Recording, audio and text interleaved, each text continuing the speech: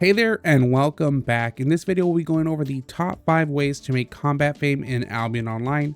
When you're new to the game, it can be a bit overwhelming with what you need to do and how to maximize your gear and weapons. So these 5 ways will grant you the most amount of combat fame and fame credit.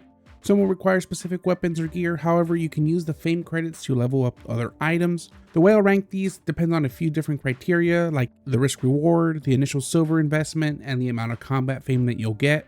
Now before we get into the video, make sure to join the Discord community. We have players from all 3 regions and are currently looking for more EU players to fill out the community guild. I also run 30-day premium giveaways every 2 weeks. Now without further ado, let's get into the video. At number 5, I have Black Zone solo dungeons. Black Zone solo dungeons have become safer to do over time. However, this has come at a cost. In more recent devlogs, the devs have stated that the only way solo dungeons will improve is if they become much less safe. However, solo dungeons are one of the main forms of content that solo players do, so I wanted to make sure to cover it and help you make it as safe as possible. I personally recommend doing tier 8 or tier 8.1 maps, since they do seem to yield the most amount of silver per what the map will cost you. To try and get the maximum amount of combat fame, I tested this out with the most expensive map you can buy, which is the 8.3 solo map. I don't recommend this since it's way too expensive for what you'll earn from the dungeon. The solo dungeon itself took me anywhere from 8 to 10 minutes. Now surprisingly, I did average about 2 million combat fame, which isn't too bad, but you'll lose a lot of silver doing this with tier 8.3 maps. Now, one of the benefits of running solo dungeons is that it doesn't require an expensive build. I use my druidic staff build, which brings the risk of getting caught or killed much lower. Even though solo dungeons are on the safe side, you do run the risk of getting dungeon dove. Within the first 90 seconds, it takes your dungeon entrance to close. Now, if you are looking to farm combat fame in a short amount of time with a cheap build and you want a semi-safe controlled space to do it, then solo dungeons are for you. Now, number 4 is the open world Black Zone, including the roads. The open world is one of my favorite places to farm since the mobs in the Black Zone provide a great amount of fame and the opportunity for item drops. Unlike solo dungeons, however, the risk is much higher with the possibility of getting ganked or getting hit by a group of players. This is one of the main reasons the reward is much higher. It's because the risk goes up quite a bit. I do recommend tier 5, 6, or 8 zones, and I recommend to skip tier 7. Tier 7 zones tends to have a lot less mobs. Now you can accomplish the fame farming in the open world with a cheap set, which makes it efficient to do. Even if you do get caught and killed, you'll easily make the silver back within a few minutes. There are a few weapons that I enjoy fame farming with, the main one being Nature Staff, which allows you to easily kill elite mobs.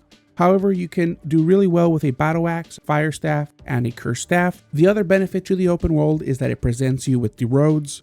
Now the roads hold the most amount of combat fame for you, however, it can limit your weapon and gear selection since the elite mobs in there become very difficult. I've been able to receive anywhere from 30,000 fame per kill all the way up to a few million from killing tier 6 bosses in the zone. The main threat that you'll find in the roads is small groups of 2 to 7 people, so you'll always be on high alert. So if you're looking to make a good amount of combat fame, have the chance for large drops, venture into the roads and be on high alert for gankers, then the open world is for you. Now, number 3 is soloing group dungeons. I almost put soloing group dungeons at number 4 due to how expensive the build is and combat fame being roughly the same with the roads. However, due to how safe it is and the potential for making large amount of silver, it did make the top 3. So let's go over the pros of running group dungeons. Since group dungeons are intended for groups, the number of mobs and combat fame is increased. You won't have to share the combat fame with any other player. When getting ready to head out for a group dungeon, there are a few things that you want to do before heading out. Make sure to turn on your faction flag since you'll gain faction points from killing mobs and bosses. In return, you can purchase chests that will grant you a high amount of silver and combat fame. The good thing about tier 5 group dungeons is that the maps themselves only run about 70,000 silver. Now let's talk about the cons. The build requires at least 1600 item power with a shadow collar or battle axe. The shadow collar does run a lot smoother, however it is much more expensive than a battle axe. You'll also get the occasional group of low geared people joining your group dungeon, trying to leech some combat fame or silver from you. Usually I'll let them fail and get knocked or skip the first few packs and let them struggle near the entrance, but all in all it does tend to slow you down.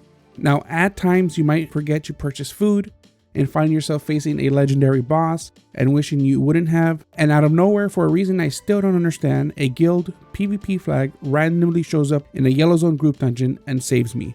Out of the 2 million from the legendary chest, I was able to scoop up a little over 400,000. So shout out to these guys for showing up and helping me kill this legendary boss. Now, so if you can afford a Gucci set and want to play it safe in a yellow zone and make a good amount of silver and combat fame, then soloing tier 5 group dungeons is for you.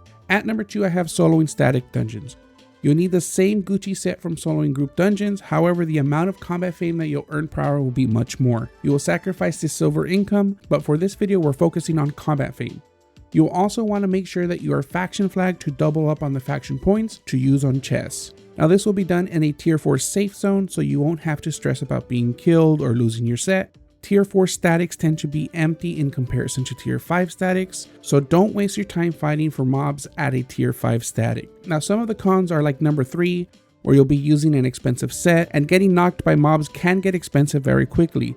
You can also choose between a shadow caller and a battle axe for this, however, from experience the shadow caller is much more efficient.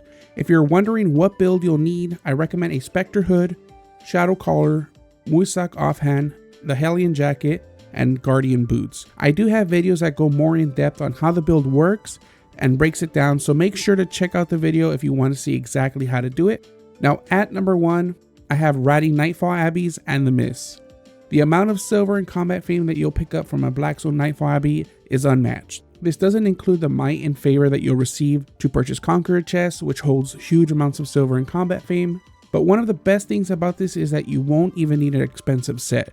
You'll need a Blight Staff, Assassin Jacket for the stealth, Mage Cowl for AoE damage, and Miner Boots for a quick escape. The point of your build is not to fight others in the Nightfall Abbey, but to kill as many mobs and loot as much silver and items from chests. Another benefit of the Nightfall Abbey is that the number of hostile players allowed in the Abbey is limited, so you won't always run into other players, especially if you avoid the map-wide time chests that spawn. Now, it does take some time to find an Abbey, so while roaming around in the mist, make sure to kill all the elite mobs and spiders. There is a bunch of silver and fame to be made. Now some of the cons are that it's still a black zone area, so you do run the risk of getting caught, especially in the mist. Make sure to avoid camps and other objectives.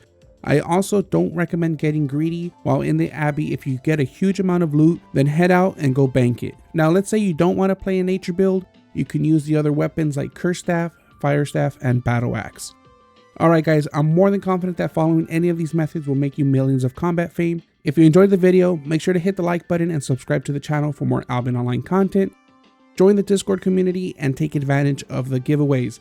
Like always, stay epic, stay legendary, and I'll see you in the next video.